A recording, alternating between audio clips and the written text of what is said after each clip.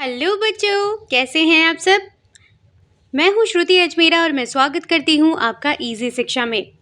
तो क्या आपको भी कहानियाँ सुनना बहुत पसंद है? तो हम आपके लिए लेकर आए ना नई नई मज़ेदार कहानियाँ। और ऐसे ही आज हम एक और मज़ेदार कहानी लेकर आए हैं जिसका नाम है जादुई मछली। एक गांव में एक मछुआरा अपनी पत्नी के साथ रहता था। सुबह सुबह घर से नदी की ओर निकल जाता और वहां जाल डालकर दिन भर मछली पकड़ता।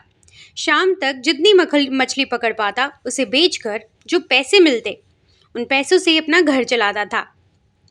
ज्यादा कमाई नहीं कर पाता था क्योंकि कभी ढेर सारी मछलियां फंसती तो कभी बहुत ही कम। जैसे तैसे उसके दिन गुजर रहे थे और इस पर वह संतुष्ट था और सुख चैन से अपना जीवन व्यतीत करता।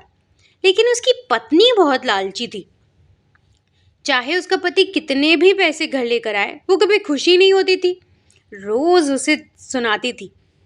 मछुआरा ज्यादा मेहनत कर अधिक से अधिक पैसे कमाकर उसे खुश करने की हर कोशिश करता, लेकिन कभी उसे खुशी मिलती ही नहीं थी।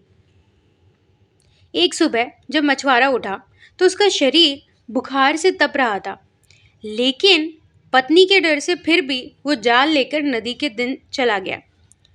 कुछ देर बाद नदी में जाल डालते ही बैठा रहा, लेकिन एक भी मछली जाल में नहीं फंसी। वो खाली हाथ घर लौट गया। उसे खाली हाथ लौटा देखकर उसकी पत्नी चिल्लाने लग गई। उसने उसे समझाने की कोशिश की कि आज उसकी तबीयत ठीक नहीं है, लेकिन वो मानी ही नहीं। इसीलिए मछुआरे को फिर से नदी की ओर जाना पड़ा मछली पकड़ने के लिए।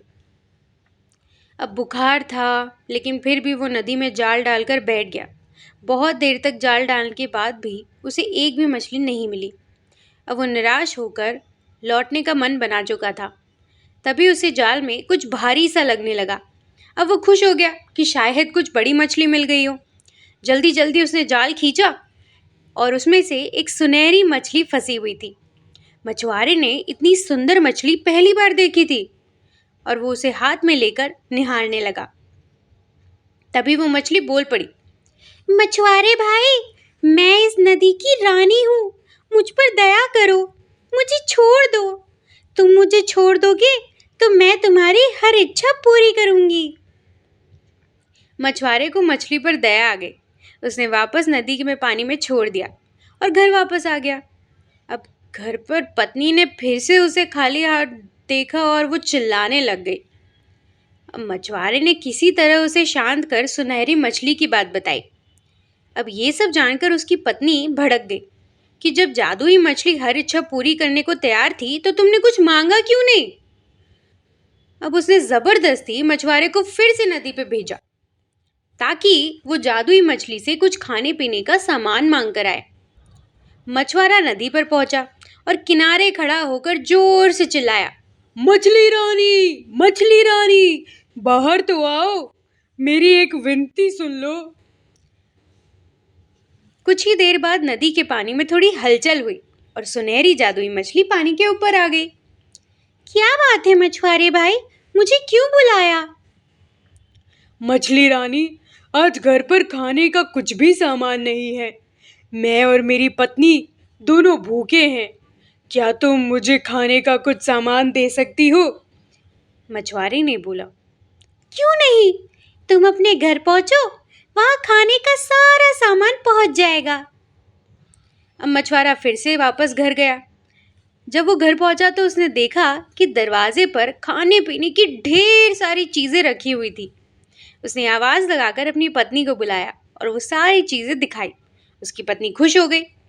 सारी चीजें घर के अंदर रखने के बाद मछुआरा थोड़ी देर बैठा ही था कि उसकी पत्नी फिर बोल पड़ी, तुम भी क्या बस खाने पीने की चीजें ही मांग कर ले आए? सुंदर वस्त्र और कीमती आभूषण भी तो मांगने चाहिए थे। अब जाओ और जादुई मछली से जाकर अच्छे अच्छे कपड़े मांग कर लाओ। मछुआरे को बार बार जाकर मछली से चीजें मांगना ठीक नहीं लगा। वो बोला, अभी तो इतना सारा खाने का सामान मांग कर लाया हूँ। हमारी खाने की ज़रूरतें पूरी हो गई है। कपड़े और आभूषण मैं फिर कभी मांग लाऊंगा। ये सुनना ही था कि पत्नी ने आसमान सिर पर उठा लिया और जोर जोर से चिल्लाने लगी, और मछुआरे को मन मार कर फिर से नदी की ओर जाना ही पड़ा। और वहां उसने फिर से चिल्लाया, मछली रानी, जरा बाहर तो आओ। मछली फिर से पानी के ऊपर आ गई। क्या बताऊं मछली रानी, पत्नी सुंदर कपड़े और आभूषण मांग रही है। क्या तुम उसकी ये मांग को पूरा कर सकती हो? उसकी इच्छा पूरी होगी, जाओ घर लौट जाओ। इतना कहकर मछली फिर से पानी में चली गई।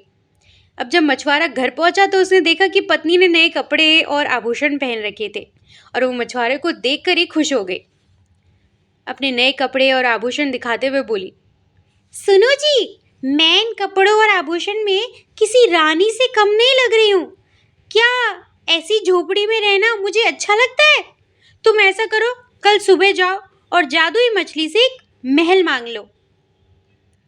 अब मछुआरा क्या कहता, वो डरा हुआ था, इसलिए वो चुप रहा।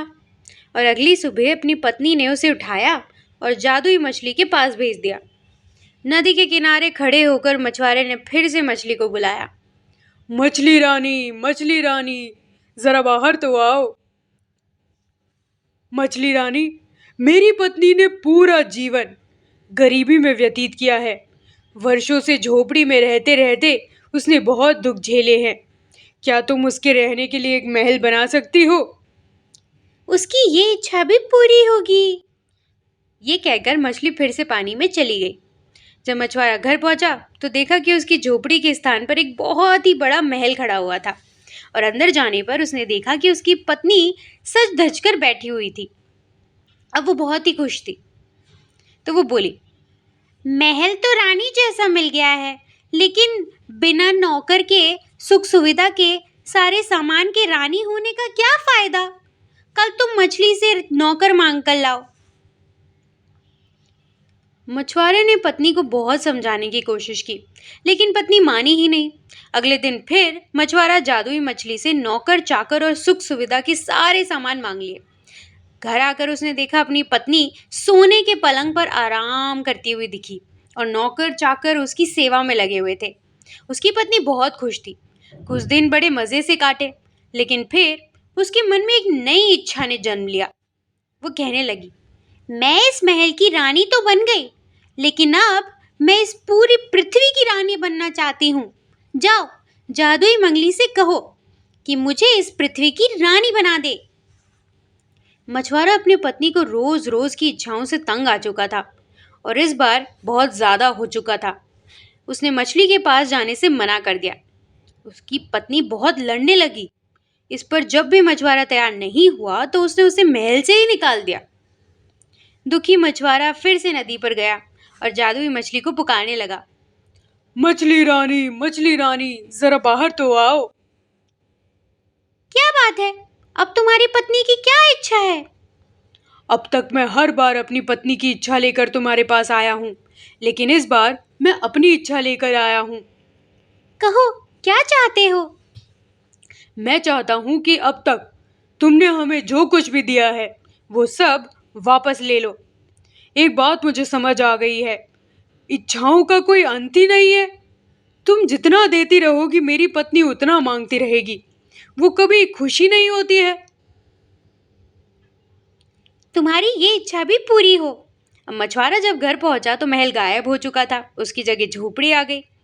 फटे पुराने कपड़ों में उसकी पत्नी दिखी और मछुआरे को देखते ही उसने रोना मचाना चालू कर दिया, क्योंकि उसके सब कुछ सोने, आभूषण, कपड़े सब गायब हो चुका था। मछुआरे ने उनसे कहा, अब अपने लोभ का पर्दा हटाओ। तुम्हें गरीबी में सुख नजर आएगा। जितना लालच करोगी उतना लालच बढ़ेगा। जो है उसी से काम चलाना सीखो, उसी में संतुष्ट रहो। अपनी मेहनत से जो भी रूखी सूखी लाऊं उसमें खुश रहने को तैयार रहो और मेरे साथ रहो। अब पत्नी अकेले कैसे रहती? उसे एहसास हुआ कि वो लालच में अंधी हो गई थी। उसने अपनी पति को बहुत दुख दिए। अब उसने मछुआरे से माफ़ी मांगी और उसके बाद वो जीवन में जो भी मिला उसमें अपने पति के साथ संतुष्ट थी। तो इससे हमारी कहानी क्या क्या सीख मिलती है दोस्तों? इससे हमें ये सीख मिलती है कि लालच का कोई अंत नहीं है। जो लालच में अंधा हो जाता है वो जीवन में कभी सुखी नहीं रह सकता। तो उम्मीद करती हूँ कि आपको आज की कहानी बहुत पसंद आई होगी। अगर आई है तो इसी वीडियो को लाइक करें। और हाँ, अगर आपको ऐसी ही और कहानियाँ सुननी है तो हमारे चैनल को सब्सक्राइब भी कीजिए, ताकि जब भी कोई नई कहानी आए तो आपको उसका अपडेट ज़रूर मिल जाए। अगली कहानी तक बाय बाय।